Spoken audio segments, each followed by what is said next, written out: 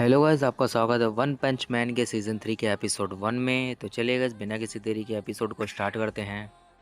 Episode की शुरुआत hero association में होती है, जहां पर स्टाफ के लोग बात कर रहे होते हैं कि उस विशालकाय सेंटिमेंट मॉन्स्टर को किसी ने एक झटके में ही मार दिया, मानो जैसे उसका नामो निशान ही मिटा दिया गया हो। इस तरह का काम बस किंग ही कर सकता है। हम खुशनसीब हैं कि किंग हमारी साइड है। अब बात करें उस हीरो हंटर गारो की, तो सिल्वर फैंग भी उसे हराने में फेल हो गया। तो अब उसका क्या करें? अगर वो ऐसे ही हमारे हीरोज़ को मारता रहा तो हीरो एसोसिएशन एक दिन बंद हो जाएगा। स्टिच कहता है कि गारो अब हमें इंसान नहीं कहना चाहिए। गारो को मतलब इंसान नहीं कहना चाहिए, बल्कि उसे मॉन्स्टर की तरह देखना चाहिए। अगली बार जब वो सामने आएगा तो उसे थ्रेट लेवल ड्रैगन की तरह ट्रीट करेंगे और सबको एक इमरजेंसी अलर्ट भेजा जाएगा। एक आदमी बोलता है कि लेकिन वो तो एक इंसान ही है, मामूली सा इंसान जो हमारे एस रैंक हीरोज़ को कैसे मार सकता है? स्टिच कहता है कि सिल्वर फैंग को हराने में वो कामयाब नहीं हुआ, लेकिन फिर भी उसने गारो को बहुत ज़्यादा घायल कर दिया है। यानी कुछ समय तक हमें दिक्कत नहीं होगी, तो हम अपनी ये जीत समझ सकते हैं। एक आदमी बोलता है कि हमें ब्लास्ट को क्यों नहीं बुलाना चाहिए? ब्लास्ट मतलब एक्स रैंक हंटर। स्विच बताता है कि ब्लास्ट अपनी मर्जी का मालिक है, उसे ऑर्डर देना नामुमकिन है। उसे किसी की बात सुनना पसंद नहीं है। रजिस्ट्री में उसकी आइडेंटिटी के बारे में भी कुछ ज़्यादा नहीं लिखा गया है, लेकिन हमें पूरा भरोसा है उस पर। जब इंसानियत का सच में उसकी मदद होगी तो वो ज़रूर आएगा। भी नारंगी नाम का एक बंदा यहाँ पर आता है, जो कि हीरो एसोसिएशन को चलाने के लिए तगड़ा पैसा देता है और टॉप 3 स्पॉन्सर में से एक है। नारंगी के बेटे को मॉन्स्टर्स ने किडनैप कर लिया और 24 घंटे बीत गए हैं, लेकिन अभी तक हीरो एसोसिएशन कुछ नहीं कर पाई है। तभी सेगिंगर नाम का एक आदमी बोलता है कि मैं आपसे वादा करता हूँ कि हम आपके बेटे को बचा लेंगे।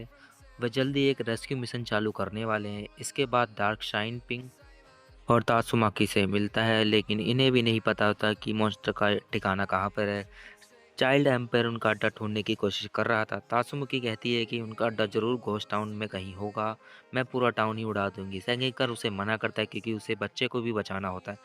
तासुमाकी कहती कि मॉन्स्टर ज़रूर मुझसे डर के छुप गए होंगे। सेंगिकर बताता है कि कल ड्राइव नाइट खुद ही छानबीन करने अकेले गया था। उसने हमारी बात नहीं सुनी और वो घोस्ट टाउन में चला गया। उसने आज तक कोई लड़ाई नहीं हारी, तो उसे खुद पर इतना कॉन्फिडेंस था, लेकिन कल रात से उसका कोई भी सिग्नल नहीं मिल रहा है। यानी ज़रूर ड्राइव नाइट को किसी ने हरा दिया होगा। तासुमाकी कहती कि हमें जल्दी अटैक करना चाहिए, बाकी हीरोज़ कहाँ पर हैं? सेंगिकर कहता है कि मॉन्स्टर एसोसिएशन ने हमें 3 दिन का टाइम दिया था, जिसमें से 2 दिन बाकी है। बाकी हीरोज़ भी मिशन के लिए आते ही होंगे। इसके बाद एटॉमिक सामुराई और उसके स्टूडेंट्स को देखते हैं। वह भी कल से छानबीन करने में लगा हुए थे, लेकिन उसे भी मॉन्स्टर एसोसिएशन का हेडक्वार्टर नहीं मिला है। जब तक उनका ठिकाना पता नहीं चलता है, थोड़ा सा आराम कर लेना चाहिए। तभी हमारी मास्क भी वहाँ आ जाता है, जो कि ए रैंक का फर्स्ट नंबर 1 हीरो है। वो आके कहता है कि मैंने सुना है कि दादा इस टीम में तगड़े लोग होंगे। फिर ये बच्चे यहाँ क्या कर रहे हैं? ये कोई पिकनिक नहीं है जो एटॉमिक समुराई अपने स्टूडेंट को यहाँ लेकर आ गया है। ये लोग तुरंत ही उस मॉन्स्टर के हाथों मारे जाएंगे, इसमें कोई दिक्कत नहीं है।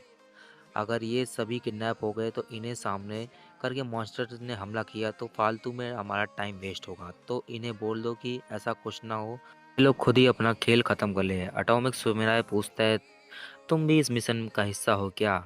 तो हमारे मास कहता है कि हाँ बिल्कुल, उन मॉन्स्टर की वजह से मेरा कॉन्सेप्ट ख़राब हुआ है। तो सामुराई कहता है कि मेरे स्टूडेंट काफ़ी ज़्यादा स्ट्रांग हैं, मैं उनसे ये भी कह दूंगा कि तुम्हें भी प्रोटेक्ट करे। हमारे मास्क बोलता है कि तुम मुझे कम समझने की भूल मत करना, मैं ए क्लास में अपनी मर्जी से हूँ और जब चाहूँ मैं एस क्लास में जा सकता हूँ।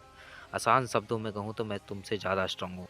एटॉमिक समुराई ये सब सुनकर बहुत ज़्यादा गुस्सा हो जाता है, लेकिन वो किसी भी तरह अपने आप को शांत रखता है। दूसरी तरफ हम पूरी प्रिजनर्स को देखते हैं, जिसे इस हीरो मिशन में शामिल करने के लिए रिहा किया जा रहा था। पुलिस ऑफिसर कहता है कि एक बिल्ली जैसा मॉन्स्टर था जिसने हमारी जेल के कुछ कैदियों के मॉन्स्टर में बदल दिया था और उन्हें अपने साथ ले गया। जिन ऑफिसर से उन्हें रोकने की कोशिश करी अपनी जान गंवा दी। तुम एक हीरो होना तो हमारे लिए ज़रूर बदला लेना। पूरी पूरी प्रिजनर्स कहता है कि मैं इन सब का हिसाब ज़रूर करूँगा, और ऐसा कहकर वो वहाँ से जाने लग जाता है। तभी एक कैदी आकर बोलता है कि उसने पूरी पूरी प्रिजनर्स के लिए एक स्वेटर बनाया है, जिसे लेकर पूरी पूरी प्रिजनर्स को बहुत ज़्यादा अच्छा लगता है। इधर हीरो एसोसिएशन में चाइल्ड एम्पायर बाकी स्टाफ को बाहर जाने के लिए बोलता है और फिर चुपके से वो मेटल नाइट को कॉल करता है। Metal night S class rank का 4th नंबर का हीरो है। वो मेटल नाइट से कहता है कि तुम्हें मॉन्स्टर हेडक्वार्टर के बारे में ज़रूर पता चल गया होगा, तो हमें बताते क्यों नहीं? हमारे पास ज़्यादा टाइम नहीं है और उस बच्चे को वो मार देंगे। मेटल नाइट कहता है कि तुम्हें बताया तो सिर्फ बच्चा मारा जाएगा, लेकिन अगर तुम्हें बता दिया तो सब मारे जाओगे। चाइल्ड एम्पायर कहता है कि तुम इस मशीन को क्यों ज्वाइन नहीं कर लेते? तुम इस चीज़ के लिए इतना डरे क्यों हो? तुम्हारी मशीन बॉडी का क्या हुआ? अगर वो तबाह होगी तो ये किसने करा? जिस पर मेटल नाइट कहता है कि मॉन्स्टर किंग ओरिची ने सिर्फ एक ही वार में इस पूरे आर्मर को तबाह कर दिया। उन्हें खतरा सिर्फ मॉन्स्टर से नहीं, कई काली शक्तियों से जो इस दुनिया पर कब्जा करने की फिराक में है। जब इंसानियत थोड़ी कमज़ोर हो पाएगी तो वह सब साथ में हमला करेंगे और सब कुछ छीन लेंगे। और चाइल्ड एम्पायर से कहता है कि अपने आसपास किसी पर भरोसा मत करना, अपनी ताकत को बढ़ाओ और उसी सही समय के लिए बचा के रखो। इतना कहकर वो कॉल कट कर देता है। इधर नारंगी को हीरो एसोसिएशन पर भरोसा नहीं था और वो खुद खुद ही अपने बेटे को बचाना चाहता था, तो वो अपनी खुद की प्राइवेट स्क्वाड को घोस्ट टाउन में जाने के लिए बोलता है ताकि वो इन मॉन्स्टर से लड़ सके, उनके बेटे को बचा लाए।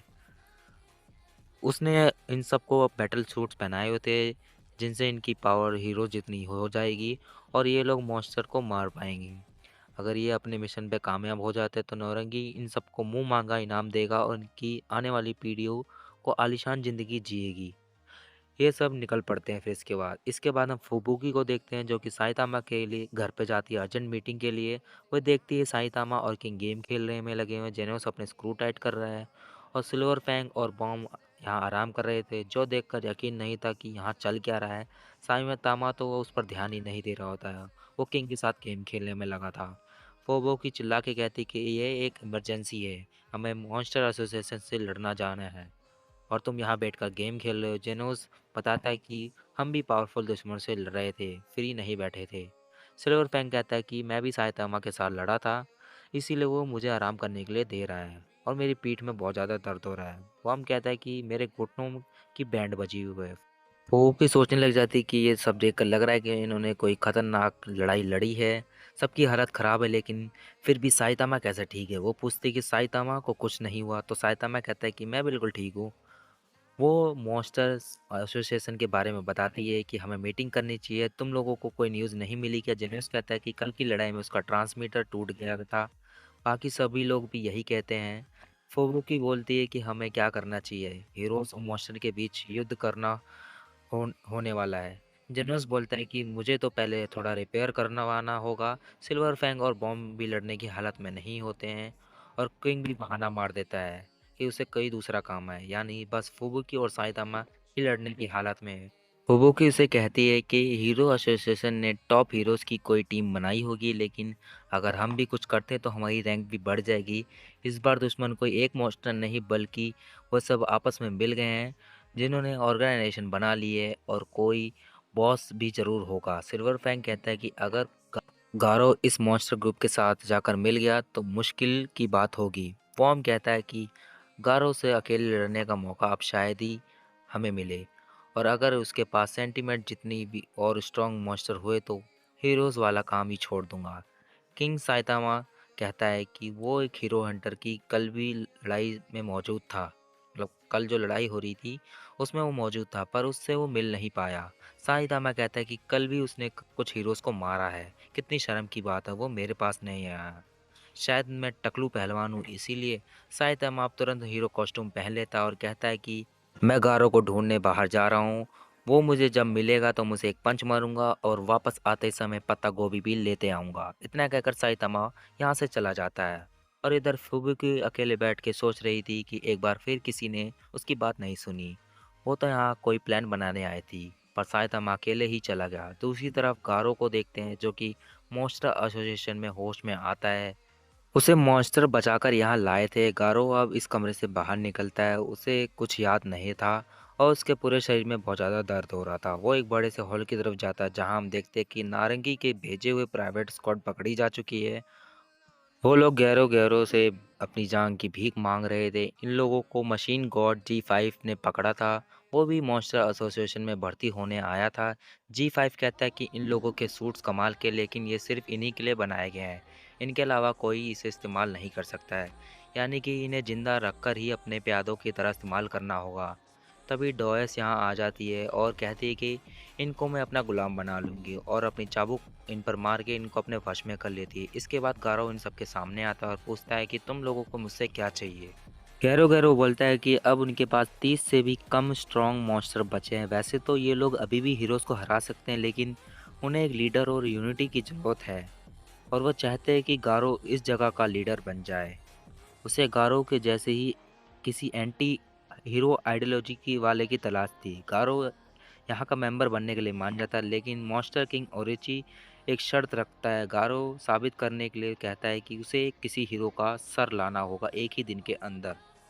फिर गारो वहाँ से बाहर चला जाता है और गैरो गैरो उस पर नज़र रखने के लिए दो मॉन्स्टर इंसेक्ट गॉड और द किंग रीपर को उसके पीछे लगा देते हैं, और ये एपिसोड यहीं पे ख़त्म हो जाता है। तो बस ये वीडियो आपको कैसी लगी कमेंट सेक्शन में ज़रूर बताएं। चैनल पर नया है तो उसको सब्सक्राइब कर दे, बेल आइकन प्रेस कर दे, जिससे हमारे आने वाली हर वीडियो आपके पास सबसे पहले पहुँचे। तो चलिए गाइस, मिलते हैं नेक्स्ट वीडियो में। अभी के लिए गुड बाय।